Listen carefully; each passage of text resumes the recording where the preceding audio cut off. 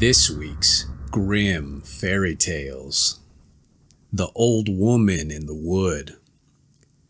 A poor servant girl was once traveling with the family with which she was in service through a great forest, and when they were in the midst of it, robbers came out of the thicket and murdered all they found.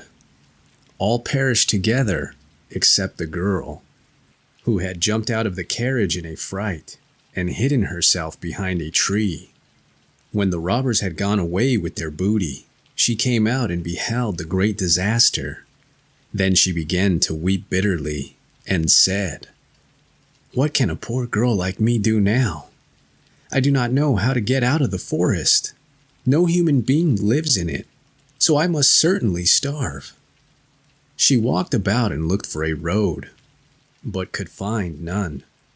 When it was evening, she seated herself under a tree, gave herself into God's keeping, and resolved to sit waiting there and not go away, let what might happen.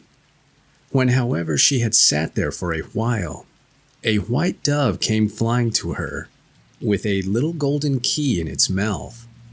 It put the key in her hand and said, "Dost thou see that great tree? Therein is a little lock. It opens with a tiny key, and there thou wilt find food enough and suffer no more hunger." Then she went to the tree and opened it, and found milk in a little dish, and white bread to break into it, so that she could eat her fill. When she was satisfied, she said, "It is now the time when the hens at home go to roost. I am so tired I could go to bed." Then the dove flew to her again, and brought another golden key in its bill, and said, "Open that tree there, and thou wilt find a bed." So she opened it, and found a beautiful white bed, and she prayed God to protect her during the night, and lay down and slept. In the morning, the dove came for the third time, and again brought a little key and said, "Open that tree there, and thou wilt find clothes." And when she opened it, she found garments beset with gold and with jewels, more splendid than those of any king's daughter. So she lived there for some time, and the dove came every day and provided her with all she needed, and it was a quiet, good life. Once, however, the dove came and said, "Wilt thou do something for my sake?" "With all my heart," said the girl. Then said the little dove, "I will guide thee to a small house. Enter it, and inside it an old woman will be sitting by the fire, and will say, 'Good day.' But on thy life give her no answer. Let her do what she will, but pass by her on the right side. Further on there is a door, which open, and thou wilt enter into a room where a quantity of rings of all kinds are lying, amongst which are some magnificent ones with shining stones. Leave them, however, where they are, and seek out a plain one, which must likewise be amongst them, and bring it here to me as quickly as thou canst."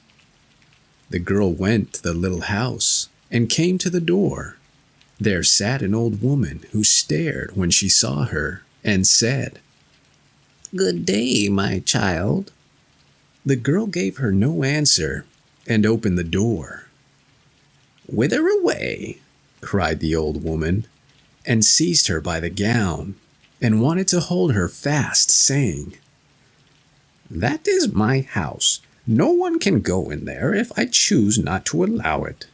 But the girl was silent, got away from her, and went straight into the room. Now there lay on the table an enormous quantity of rings, which gleamed and glittered before her eyes. She turned them over and looked for the plain one, but could not find it. While she was seeking, she saw the old woman, and how she was stealing away, and wanting to get off with a bird cage which she had in her hand. So she went after her and took the cage out of her hand. And when she raised it up and looked into it, a bird was inside, which had the plain ring in its bill. Then she took the ring and ran quite joyously home with it, and thought the little white dove would come and get the ring, but it did not. Then she leant against the tree and determined to wait for the dove, and as she thus stood, it seemed just as if the tree was soft and pliant, and was letting its branches down, and suddenly the branches twined around her, and were 2 arms, and when she looked round, the tree was a handsome man, who embraced and kissed her heartily and said, "Thou hast delivered me from the power of the old woman, who is a wicked witch. She had changed me into a tree, and every day for 2 hours I was a white dove, and so long as she possessed the ring, I could not regain my human form." Then his servants and his horses, who had likewise been changed into trees, were freed from the enchantment also, and stood beside him, and he led them forth to his kingdom, for he was a king's son, and they married and lived happily. The Lambkin and the Little Fish. There were once a little brother and a little sister, who loved each other with all their hearts. Their own mother was, however, dead, and they had a stepmother who was not kind to them, and secretly did everything she could to hurt them. It so happened that the 2 were playing with other children in a meadow before the house, and there was a pond in the meadow, which came up to one side of the house. The children ran about it, and caught each other, and played at counting out. "Ineki, beneki, let me live, and I to thee my bird will give. The little bird its straw shall seek, the straw I'll give to the cow to eat. The pretty cow shall give me milk, the milk I'll to the baker take. The baker he shall bake a cake, the cake I'll give unto the cat shall catch some mice for that. The mice I'll hang up in the smoke, and then you'll see the snow." They stood in a circle while they played this, and the one to whom the word snow fell had to run away, and all the others ran after him and caught him. As they were running about so merrily, the stepmother watched them from the window and grew angry, and as she understood arts of witchcraft, she bewitched them both, and changed the little brother into a fish, and the little sister into a lamb. Then the fish swam here and there about the pond, and was very sad, and the lambkin walked up and down the meadow, and was miserable, and could not eat or touch one blade of grass. Thus passed a long time, and then strangers came as visitors to the castle. The false stepmother thought, "This is a good opportunity," and called the cook and said to him, "Go and fetch the lamb from the meadow and kill it. We have nothing else for the visitors." Then the cook went away and got the lamb, and took it into the kitchen, and tied its feet, and all this it bore patiently. When he had drawn out his knife, and was whetting it on the doorstep to kill the lamb, he noticed a little fish swimming backwards and forwards in the water, in front of the kitchen sink and looking up at him. This, however, was the brother, for when the fish saw the cook take the lamb away, it followed them and swam along the pond to the house. Then the lamb cried down to it, "Ah, brother, in the pond so deep, how sad is my poor heart. Even now the cook, he whets his knife to take away my tender life." The little fish answered, "Ah, little sister up on high, how sad is my poor heart, while in this pond I lie." When the cook heard that the lambkin could speak, and said such sad words to the fish down below, he was terrified, and thought this could be no common lamb, but must be bewitched by the wicked woman in the house. Then said he, "Be easy, I will not kill thee," and took another sheep and made it ready for the guests, and conveyed the lambkin to a good peasant woman, to whom he related all that he had seen and heard. The peasant was, however, the very woman who had been foster mother to the little sister, and she suspected at once who the lamb was, and went with it to a wise woman. Then the wise woman pronounced a blessing over the lambkin and the little fish, by means of which they regained their human forms. And after this, she took them both into a little hut in a great forest, where they lived alone, but were contented and happy. The Juniper Tree. It is now long ago, quite 2,000 years since there was a rich man who had a beautiful and pious wife, and they loved each other dearly. They had, however, no children, though they wished for them very much, and the woman prayed for them day and night, but still they had none.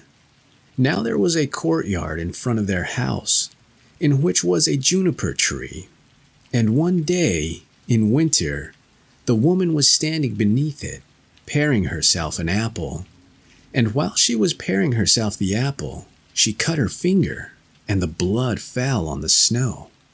"Ah," said the woman, and sighed right heavily, and looked at the blood before her, and was most unhappy. "Ah, if I had but a child as red as blood, and as white as snow." And while she thus spake, she became quite happy in her mind, and felt just as if that were going to happen. Then she went into the house, and a month went by, and the snow was gone, and 2 months, and then everything was green, and 3 months, and then all the flowers came out of the earth, and 4 months, and then all the trees in the wood grew thicker, and the green branches were all closely entwined, and the birds sang until the wood resounded, and the blossoms fell from the trees. Then the 5th month passed away, and she stood under the juniper tree, which smelt so sweetly that her heart leapt, and she fell on her knees and was beside herself with joy. And when the 6th month was over, the fruit was large and fine, and then she was quite still. And the 7th month she snatched at the juniper berries and ate them greedily. Then she grew sick and sorrowful. Then the 8th month passed, and she called her husband to her and wept and said, "If I die, then bury me beneath the juniper tree." Then she was quite comforted and happy until the next month was over, and then she had a child as white as snow and as red as blood. And when she beheld it, she was so delighted that she died.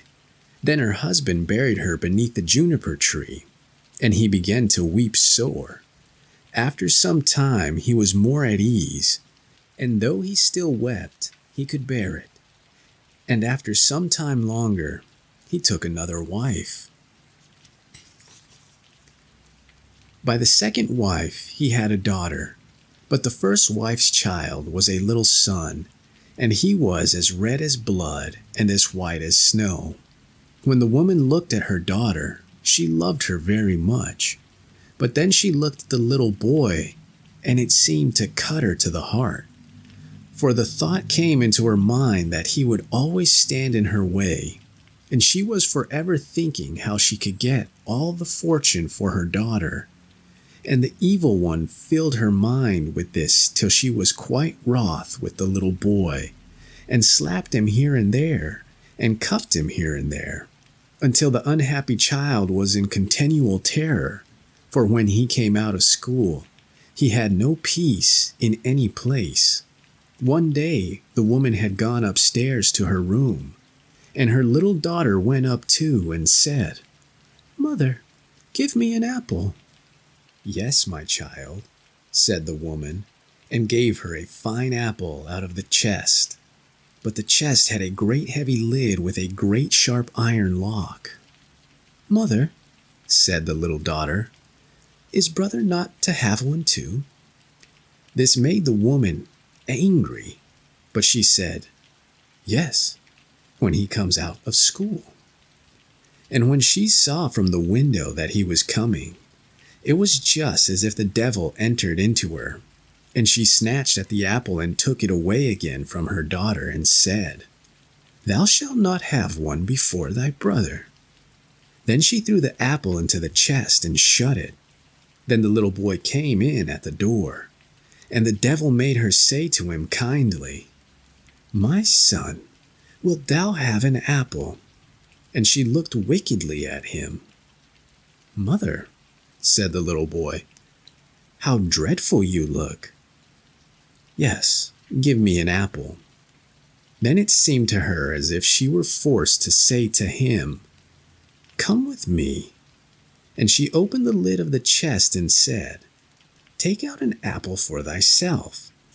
And while the little boy was stooping inside, the devil prompted her, and crash! She shut the lid down, and his head flew off and fell among the red apples. Then she was overwhelmed with terror and thought, "If I could but make them think that it was not done by me." So she went upstairs to her room, to her chest of drawers, and took a white handkerchief out of the top drawer, and set the head on the neck again, and folded the handkerchief so that nothing could be seen, and she set him on a chair in front of the door, and put the apple in his hand. After this, Marlinchen came into the kitchen to her mother, who was standing by the fire with a pan of hot water before her, which she was constantly stirring round. "Mother," said Marlinchen, "brother is sitting at the door, and he looks quite white and has an apple in his hand. I asked him to give me the apple, but he did not answer me, and I was quite frightened." "Go back to him," said her mother, "and if he will not answer thee, give him a box on the ear." So Marlinchen went to him and said, "Brother, give me the apple." But he was silent, and she gave him a box on the ear, on which his head fell down. Marlinchen was terrified, and began crying and screaming, and ran to her mother and said, "Alas, mother, I have knocked my brother's head off." And she wept and could not be comforted. "Marlinchen," said the mother, "what hast thou done? But be quiet and let no one know it. It cannot be helped now. We will make him into black pudding." Then the mother took the little boy and chopped him into pieces, put him into the pan, and made him into black puddings. But Marlinchen stood by weeping, and all her tears fell into the pan, and there was no need of any salt. Then the father came home and sat down to dinner and said, "But where is my son?" And the mother served up a great dish of black puddings, and Marlinchen wept, and could not leave off. Then the father again said, "But where is my son?" "Ah," said the mother, "he has gone across the country to his mother's great uncle. He will stay there a while." "And what is he going to do there? He did not even say goodbye to me." "Oh, he wanted to go and asked me if he might stay 6 weeks. He is well taken care of there." "Ah," said the man, "I feel so unhappy lest all should not be right. He ought to have said goodbye to me." With that he began to eat and said, "Marlinchen, why art thou crying? Thy brother will certainly come back." Then he said, "Ah, wife, how delicious this food is. Give me some more." And the more he ate, the more he wanted to have, and he said, "Give me some more. You shall have none of it. It seems to me as if it were all mine." And he ate, and threw all the bones under the table until he had finished the whole. But Marlinchen went away to her chest of drawers, and took her best silk handkerchief out of the bottom drawer, and got all the bones from beneath the table, and tied them up in her silk handkerchief, and carried them outside the door, weeping tears of blood. Then the juniper tree began to stir itself, and the branches parted asunder, and moved together again, just as if someone was rejoicing and clapping his hands. At the same time, a mist seemed to arise from the tree, and in the center of this mist it burned like a fire, and a beautiful bird flew out of the fire, singing magnificently, and he flew up high in the air. And when he was gone, the juniper tree was just as it had been before, and the handkerchief with the bones was no longer there. Marlinchen, however, was as gay and happy as if her brother were still alive, and she went merrily into the house and sat down to dinner and ate. But the bird flew away and lighted on a goldsmith's house and began to sing. My mother, she killed me. My father, he ate me. My sister, little Marlinchen, gathered together all my bones, tied them in a silken handkerchief, laid them beneath the juniper tree. Quit, quit, what a beautiful bird am I. The goldsmith was sitting in his workshop making a gold chain when he heard the bird, which was sitting singing on his roof. And very beautiful the song seemed to him. He stood up, but as he crossed the threshold, he lost one of his slippers. But he went away right up the middle of the street with one shoe on and one sock. He had his apron on, and in one hand he had the gold chain, and in the other the pincers, and the sun was shining brightly on the street. Then he went right on and stood still, and said to the bird, Bird, said he then, how beautifully thou canst sing. Sing me that piece again. No, said the bird, I'll not sing it twice for nothing. Give me the golden chain, and then I'll sing it again for thee. There, said the goldsmith, there's the golden chain for thee. Now sing me that song again. Then the bird came and took the golden chain in his right claw, and went and sat in front of the goldsmith and sang, My mother, she killed me. My father, he ate me. My sister, little Marlinchen, gathered together all my bones, tied them in a silken handkerchief, laid them beneath the juniper tree. Quit, quit, what a beautiful bird am I. Then the bird flew away to a shoemaker, and lighted on his roof and sang, My mother, she killed me. My father, he ate me. My sister, little Marlinchen, gathered together all my bones, tied them in a silken handkerchief, laid them beneath the juniper tree. Quit, quit, what a beautiful bird am I. The shoemaker heard that, and ran out of doors in his shirt sleeves, and looked up at his roof, and was forced to hold his hand before his eyes, lest the sun should blind him. Bird, said he, how beautiful thou canst sing. Then he called in at his door, Wife, just come outside. There is a bird. Look at that bird. He just can sing well. Then he called his daughter and children, and apprentices, boys and girls, and they all came up the street and looked at the bird, and saw how beautiful he was, and what fine red and green feathers he had, and how like real gold his neck was, and how the eyes in his head shone like stars. Bird, said the shoemaker, now sing me that song again. Nay, said the bird, I do not sing twice for nothing. Thou must give me something. Wife, said the man, go to the garret. Upon the top shelf there stands a pair of red shoes. Bring them down. Then the wife went and brought the shoes. There, bird, said the man, now sing me that piece again.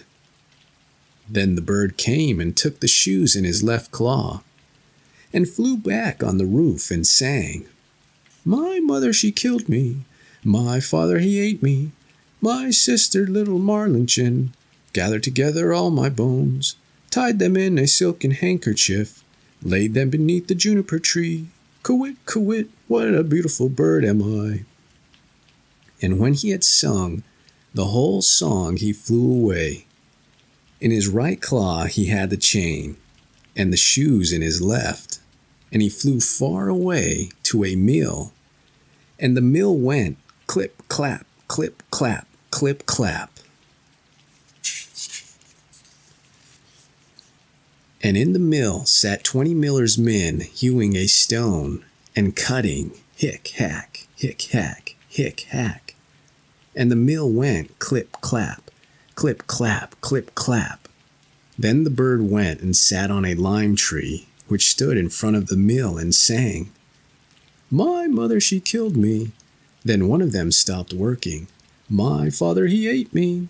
Then 2 more stopped working and listened to that. My sister, little Marlinchin. Then 4 more stopped, gathered together all my bones, tied them in a silken handkerchief. Now 8 only were hewing, laid them beneath. Now only 5, the juniper tree. And now only 1, quit, quit, what a beautiful bird am I. Then the last stopped also, and heard the last words. Bird, said he, how beautifully thou singest. Let me too hear that. Sing that once more for me. Nay, said the bird, I will not sing twice for nothing. Give me the millstone, and then I will sing it again. Yes, said he, if it belonged to me only, thou shouldest have it. Yes, said the others, if he sings again, he shall have it. Then the bird came down, and the 20 millers all set to work with a beam and raised the stone up. And the bird stuck his neck through the hole, and put the stone on as if it were a collar, and flew on to the tree again and sang, My mother, she killed me. My father, he ate me. My sister, little Marlinchin, gathered together all my bones, tied them in a silken handkerchief, laid them beneath the juniper tree. Quit, quit, what a beautiful bird am I. And when he had done singing, he spread his wings, and in his right claw he had the chain, and in his left the shoes, and round his neck the millstone, and he flew far away to his father's house.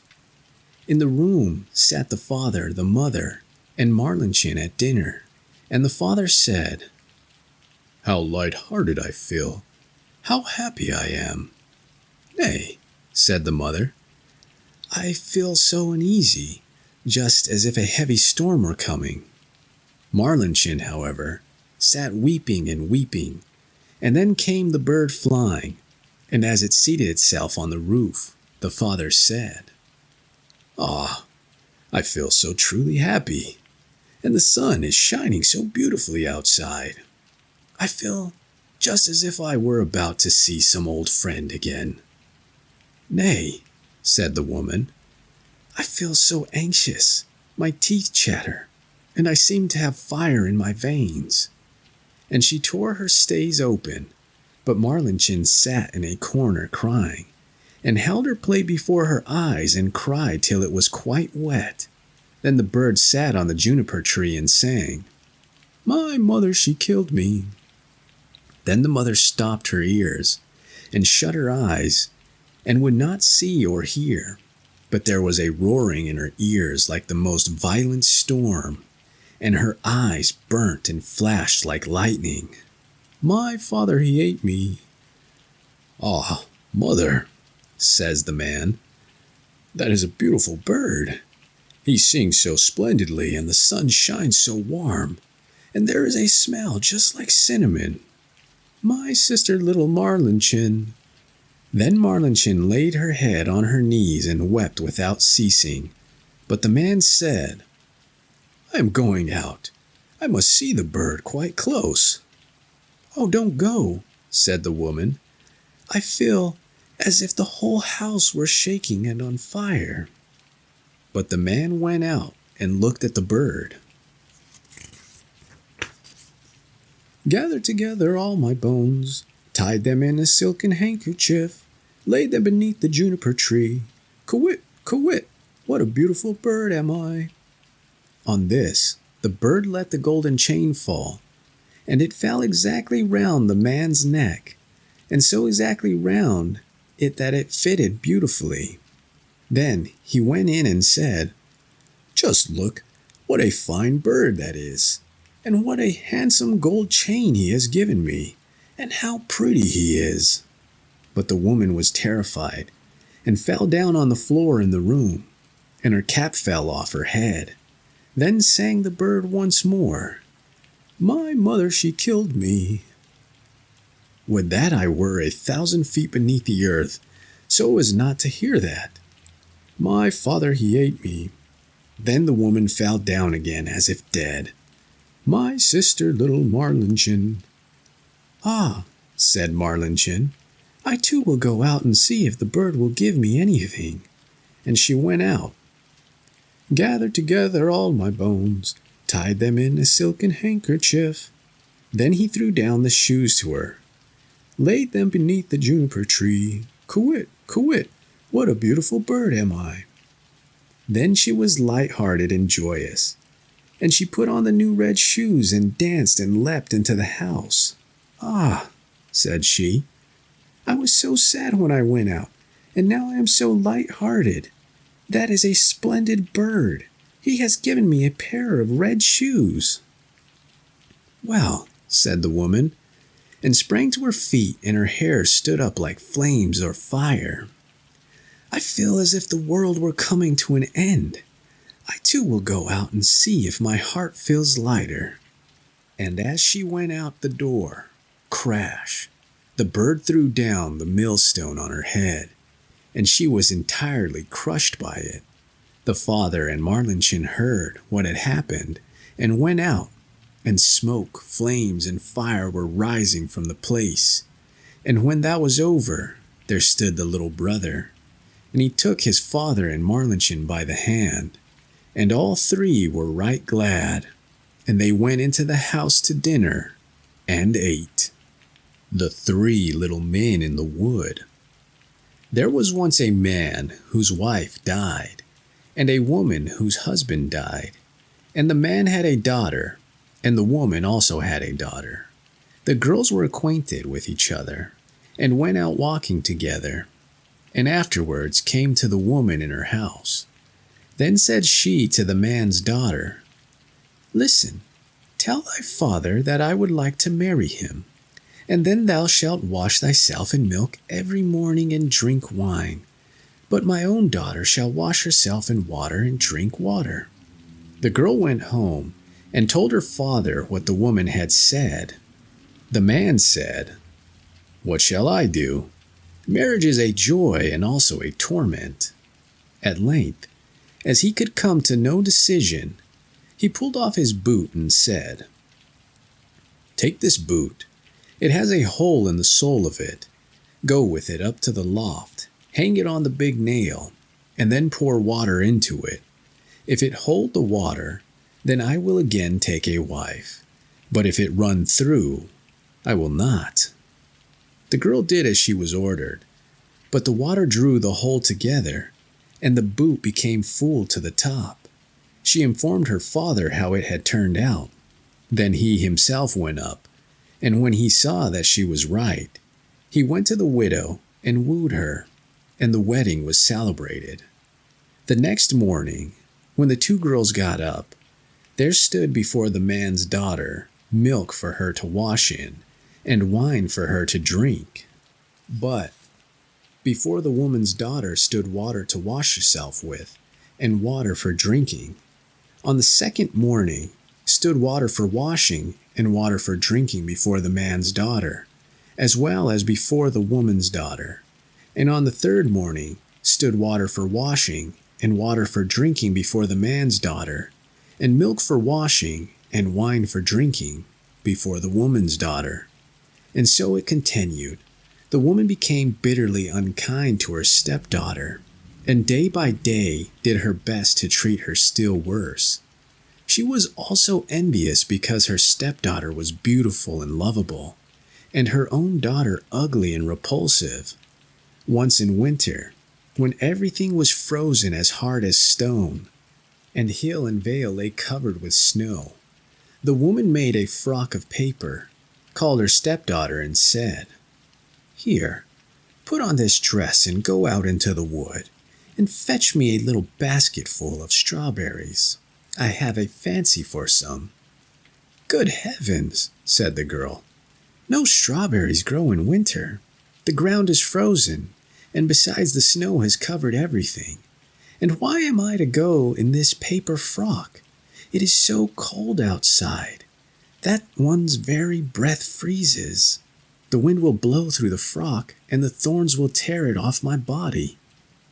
"Wilt thou contradict me again?" said the stepmother. "See that thou goest, and do not show thy face again until thou hast the basketful of strawberries." Then she gave her a little piece of hard bread and said, "This will last thee the day," and thought, "Thou wilt die of cold and hunger outside, and will never be seen again by me." Then the maiden was obedient and put on the paper frock, and went out with the basket. Far and wide there was nothing but snow, and not a green blade to be seen. When she got into the wood, she saw a small house out of which peeped 3 dwarfs. She wished them good day, and knocked modestly at the door. They cried, "Come in." And she entered the room and seated herself on the bench by the stove. There she began to warm herself and eat her breakfast. The elf said, "Give us too some of it." "Willingly," she said, and divided her bit of bread in 2 and gave them the half. They asked, "What dost thou here in the forest in the winter time, in thy thin dress?" "Ah," she answered, "I am to look for a basketful of strawberries, and am not to go home until I can take them with me." When she had eaten her bread, they gave her a broom and said, "Sweep away the snow at the back door with it." But when she was outside, the 3 little men said to each other, "What shall we give her, as she is so good, and has shared her bread with us?" Then said the first, "My gift is, that she shall every day grow more beautiful." The second said, "My gift is, that gold pieces shall fall out of her mouth every time she speaks." The third said, "My gift is, that a king shall come and take her to wife." The girl, however, did as the little men had bidden her, swept away the snow behind the little house with the broom. And what did she find but real ripe strawberries, which came up quite dark red out of the snow? In her joy she hastily gathered her basketful, thanked the little men, shook hands with each of them, and ran home to take her stepmother what she had longed for so much. When she went in and said good evening, a piece of gold at once fell from her mouth. Thereupon she related what had happened to her in the wood, but with every word she spoke, gold pieces fell from her mouth, until very soon the whole room was covered with them. "Now look at her arrogance," cried the stepsister, "to throw about gold in that way." But she was secretly envious of it, and wanted to go into the forest also to seek strawberries. The mother said, "No, my dear little daughter, it is too cold. Thou mightest die of cold." However, as her daughter let her have no peace, the mother at last yielded, made her a magnificent dress of fur, which she was obliged to put on, and gave her bread and butter and cake with her. The girl went into the forest and straight up to the little house. The 3 little elves peeped out again, but she did not greet them, and without looking round at them, and without speaking to them, she went awkwardly into the room, seated herself by the stove, and began to eat her bread and butter and cake. "Give us some of it," cried the little men, but she replied, "There is not enough for myself, so how can I give it away to other people?" When she had done eating, they said, "There is a broom for thee. Sweep all clean for us outside by the back door."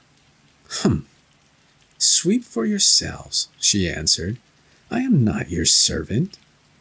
When she saw that they were not going to give her anything, she went out by the door. Then the little men said to each other, "What shall we give her, as she is so naughty, and has a wicked, envious heart, that will never let her do a good turn to anyone?" The first said, "I grant that she may grow uglier every day." The second said, "I grant that at every word she says, a toad shall spring out of her mouth." The third said, "I grant that she may die a miserable death." The maiden looked for strawberries outside, but as she found none, she went angrily home. And when she opened her mouth and was about to tell her mother what had happened to her in the wood, with every word she said, a toad sprang out of her mouth, so that every one was seized with horror of her. Then the stepmother was still more enraged, and thought of nothing but how to do every possible injury to the man's daughter, whose beauty, however, grew daily greater. At length, she took a cauldron, set it on the fire, and boiled yarn in it. When it was boiled, she flung it on the poor girl's shoulder, and gave her an axe in order that she might go on the frozen river, cut a hole in the ice, and rinse the yarn. She was obedient, went thither and cut a hole in the ice, and while she was in the midst of her cutting, a splendid carriage came driving up, in which sat the king. The carriage stopped, and the king asked, "My child, who art thou, and what art thou doing here?" "I am a poor girl, and I am rinsing yarn." Then the king felt compassion, and when he saw that she was so very beautiful, he said to her, "Wilt thou go away with me?" "Ah, yes, with all my heart," she answered, for she was glad to get away from the mother and sister. So she got into the carriage and drove away with the king. And when they arrived at his palace, the wedding was celebrated with great pomp, as the little men had granted to the maiden. When a year was over, the young queen bore a son, and as the stepmother had heard of her great good fortune, she came with her daughter to the palace and pretended that she wanted to pay her a visit. Once, however, when the king had gone out, and no one else was present, the wicked woman seized the queen by the head, and her daughter seized her by the feet, and they lifted her out of the bed, and threw her out of the window into the stream which flowed by. Then the ugly daughter laid herself in the bed, and the old woman covered her up over her head. When the king came home again, and wanted to speak to his wife, the old woman cried, "Hush, hush! That can't be now. She is lying in a violent perspiration. You must let her rest today." The king suspected no evil, and did not come back again till next morning. And as he talked with his wife, and she answered him, with every word a toad leaped out, whereas formerly a piece of gold had fallen out. Then he asked what that could be. But the old woman said that she had got that from the violent perspiration, and would soon lose it again. During the night, however, the scullion-eyed duck comes swimming up the gutter, and it said, "Why, king, what art thou doing now? Sleepest thou, or wakest thou?" And as he returned no answer, it said, "And my guest, what may they do?" The scullion said, "They are sleeping soundly too." Then it asked again, "What does little baby mine?" He answered, "Sleepeth in her cradle fine." Then she went upstairs in the form of the queen, nursed the baby, shook up its little bed, and covered it over, and then swam away again down the gutter in the shape of a duck. She came thus for 2 nights. On the third, she said to the scullion, "Go and tell the king to take his sword and swing it 3 times over me on the threshold." Then the scullion ran and told this to the king, who came with his sword and swung it thrice over the spirit. And at the third time, his wife stood before him, strong, living, and healthy as she had been before. Thereupon the king was full of great joy. But he kept the queen hidden in a chamber until the Sunday, when the baby was to be christened. And when it was christened, he said, "What does a person deserve who drags another out of bed and throws him in the water?" "The wretch deserves nothing better," answered the old woman, "than to be taken and put in a barrel stuck full of nails and rolled downhill into the water." "Then," said the king, "thou hast pronounced thine own sentence." And he ordered such a barrel to be brought, and the old woman to be put into it, with her daughter, and then the top was hammered on, and the barrel rolled downhill until it went into the river. Jorinda and Jorindel. There was once an old castle in the middle of a deep wood, and in it an old woman who was a witch lived all by herself. In the daytime she was changed into a cat or a screech owl, but in the evening she took her proper shape again as a human being. She could lure wild beasts and birds to her, and then she killed and boiled and roasted them.